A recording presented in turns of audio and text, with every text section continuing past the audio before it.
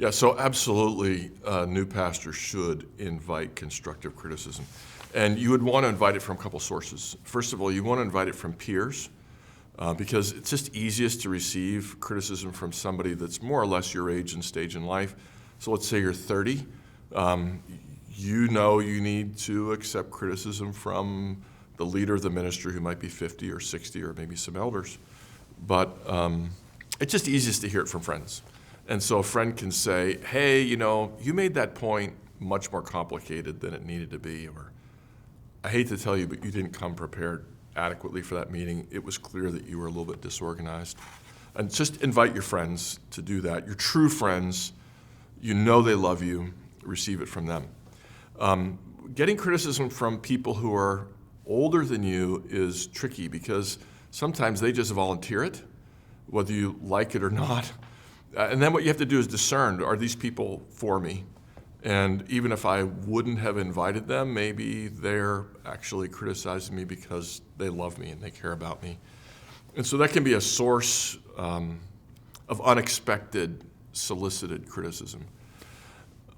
Annual reviews are a tricky business. I do believe in them. I believe that they need to be affirming and positive. Here's what you're doing that's good.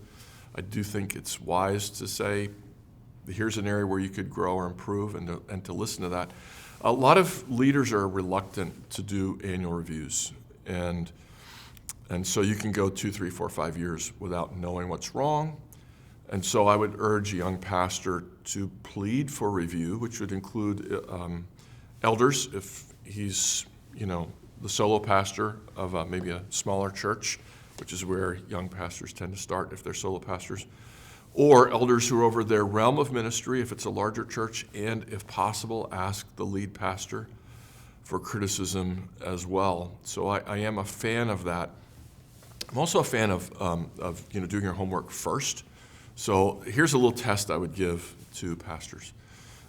If you had 2 hours granted to you, suddenly 2 hours opened up in your schedule, and you're given 3 choices, which one would you choose? And choice number 1 is go work on a talk, go hone a talk, or sketch out a series of talks. That's 1. Number 2 is work on planning whatever it is I'm planning. Who are my volunteers going to be? How am I going to motivate them? What's the next meeting going to go like? And number 3 is to go visit a friend who is in need or go visit somebody in the hospital. Now, if you do that self-diagnosis, people usually answer quickly, oh, I know which one I would do.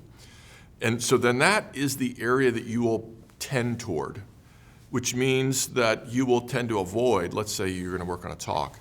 It might mean you will avoid hospital visits or visits to needy people, in which case you've just diagnosed yourself that you're liable to neglect one of these, liable to focus on one, and maybe one will be somewhere in the middle. And so as you have that in mind, you can use that, your propensity to one or the other, which is, again, a prophet, priest, or king sort of trio. Use that as you invite criticism from others. How am I doing at what I like the most? Am I covering the aspect of ministry that candidly is least attractive to me?